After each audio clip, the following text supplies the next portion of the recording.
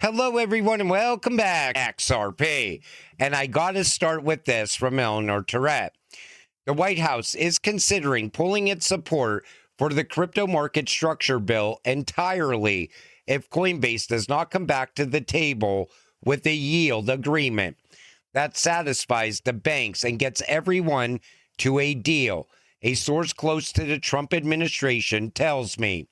The White House is said to be furious with Coinbase's unilateral action on Wednesday, which it apparently was not notified of in advance, calling it a rug pull against the White House and the rest of the industry. The White House does not believe that one company speaks for the entire industry, the source continued. This is President Trump's bill at the end of the day, not Brian Armstrong's, the source said. So if Armstrong is out, then the whole bill is getting tossed. That's pretty much what they're saying right now. But Brian Armstrong says he's now ready to come back to the table on the Bitcoin and crypto market structure bill. Why this matters. Coinbase stepping back in reopens negotiation with lawmakers, signals the bill isn't dead, it's being renegotiated. Industry leaders pushing for rules that don't favor banks over crypto.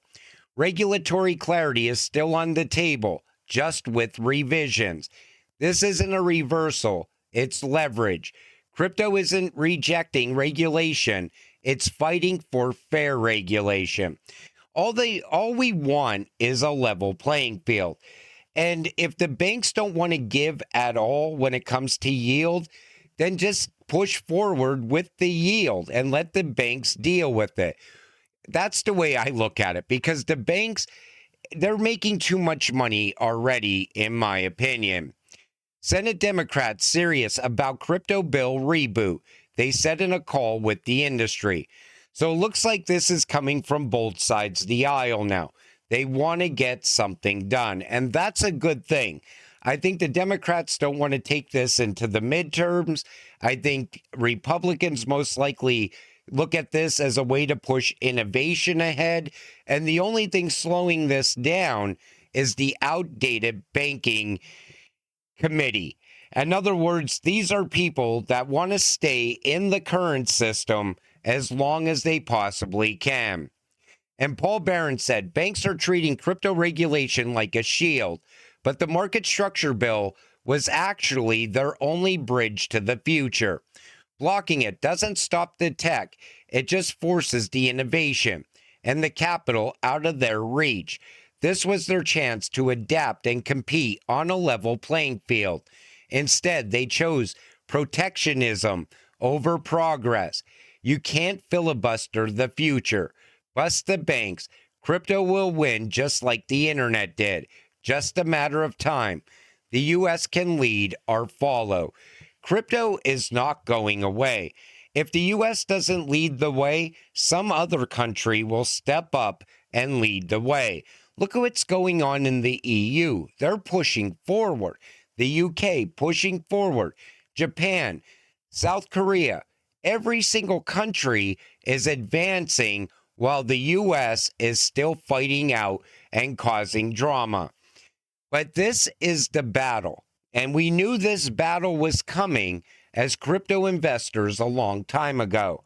We knew there would come a day where the disruptor would call the disruptee to go to battle over what happens next. Because I look at crypto as the biggest disruptor that's happening right now. And the banks don't like it. And you're holding what disrupts the banks the most, XRP. It offers on-demand liquidity. It cuts out all the middlemen. The middlemen are the banks. Franklin Templeton updates pair of money market funds to be blockchain ready. You see the advancements happening. The updates allow traditional money market funds to plug into blockchain-based settlement and record-keeping systems without changing how the funds are regulated or managed. Larger asset managers and banks are choosing to adapt existing cash and liquidity products for tokenized markets rather than launching crypto-native funds. And the reason that they're doing this is because now Goldman Sachs is moving forward. JP Morgan is moving forward. Remember what I always told you? Network effects are going to happen. All it takes is one bank to start to get ahead of the other banks, and the other banks will all come on board. And that's what we're going to watch play out in 2026. Moldova moves towards first crypto law aligned with the EU rules. Moldova is preparing to take its first formal step towards regulating cryptocurrencies, aiming to introduce comprehensive legislation by the end of 2026. The proposed framework would align with the European Union's Markets and Crypto Assets Regulation, MiCA. What have I been saying this entire time? You can't have different regulations going from one country to another country, because if that happens, you will never see cross-border payments. They just wouldn't work. And now that Moldova is pushing towards new cryptocurrency regulations, I'm sure Ripple will be involved in this as well. Ripple has captured the EU, in my opinion. I mean, they got the money transmitter licenses over there. They keep coming to the table when it comes to rulemaking and so on. And Ripple can fully pass MiCA regulations. And that's going to be a very big deal as we watch the rise of the new financial system happen. And I'm telling you, Ripple can fully pass MiCA regulations. And that's going to be a very big deal as we watch the rise of the new financial system happen. And I'm telling you, we are very close. Brad Garlinghouse, CEO of Ripple, and President Trump will be present at the World Economic Forum from January 19th to the 23rd of 2026. That's this coming week. And everybody's like, well, the president's going to be there with Brad Garlinghouse. You know who else is going to be there? BlackRock. Larry Fink is the co-chair of the World Economic Forum. A lot of big things are going to be put in place at Davos this time around. And look who else is going to be there. DNA Protocol. I'm still kind of on the fence with this whole DNA protocol. I think it's a way to break away from this, but the fact that they're going to be at Davos, I know that this could be, it's kind of like on the razor's edge. Is this a good thing? Is this a bad thing? Because I am not a fan of digital ID at all. Remember, this is what the World Economic Forum wants. A digital ID ties your health records in, your work history. It ties you to smart cities, monitoring, telecommunications. If you say things that they don't like, they could cut you off from the internet and so on. This is the worst idea ever. And I've done countless videos on this, on the Great Reset in the past. So the fact that DNA Protocol is there, I wonder if it has something to do with digital ID. Now, I know they say that it's fully preserved. You preserve your own DNA. You control your own DNA. But why would they go to the World Economic Forum? Let me know your thoughts on that in the comment section down below. Kevin Hassett says, Trump will announce next week in Davos that Americans may be allowed to take money out of their 401ks for a home down payment.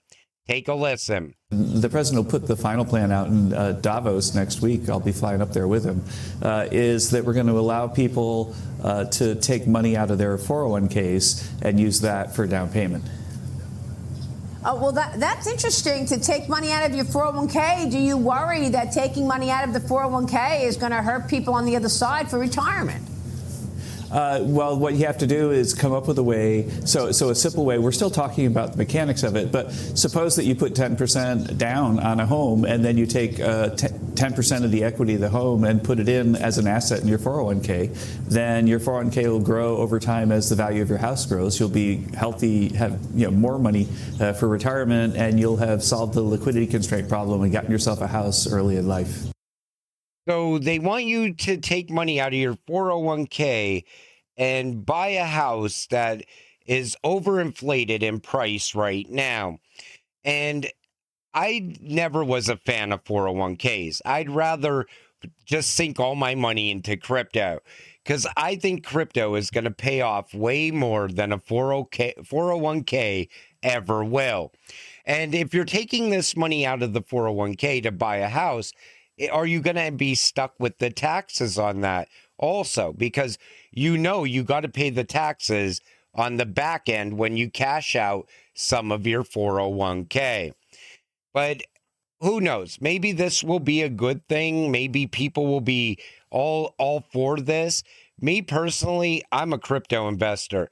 I know at some point you would never even have to get a mortgage for a house. You'll be buying your house with mortgage for a house.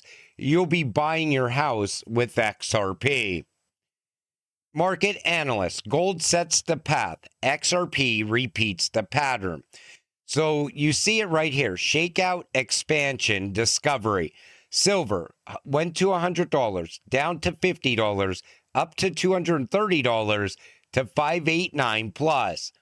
XRP, $3.60 to $1.80 to $13 to $58.90. Who knows? Maybe it'll even go to $589. But history doesn't whisper. It moves in cycles. Those who understand it position early. I always tell people, you're not too late to XRP yet. As long as the institutions are not all in yet, you are still early. But they are about to enter this space. Once they get regulations in place, that's the green light. That signals go time. And there's going to be other shakeouts on the way to $58.90 plus for XRP. Most likely, we will see pullbacks, say $7, $8, then it pulls back. Then it pushes higher. Then it pulls back again. Every single time that it pulls back, you got to be able to make it through that pullback. I'm telling you, there's people that live off of doom and gloom in this space. Every single day they spread it, and it is very contagious. Know what you hold when you hold XRP. Because if you truly know what you're holding, you will never sell your XRP at cheap prices. You honestly think that you could move all this value that is going to run across these Ripple rails with a $50 XRP even? Absolutely not. Tokenization is going to be in the trillions. Cross-border payments, trillions. And as all this value has to move daily, XRP would not be able to keep up at even $589. It still has to be higher. That's why I think when the banks come out of the testing phase, we're most likely looking at a 4-digit XRP. That would be the flip of the switch moment. But I think before we get there, there's going to be more shakeouts. We're going to see the price appreciate a lot more than where it's sitting right now. Maybe it's sitting at $200, $300 at some point. And people would be like, well, that's it. It looks like XRP's capped out now. Then all of a sudden, the banks come out of the testing phase. The flip of the switch happens at $300 plus, and all of a sudden, we're well above 4 digits. Maybe we're sitting at $3,000 or $4,000 because that can easily happen. You also got to remember, the IMF sees XRP as a possible ESDR. And yes, retail can hold an ESDR under the new rules. So if they plan on turning XRP into an ESDR, you're looking at a 4-digit XRP overnight. And that's why I always tell you, know what you're holding.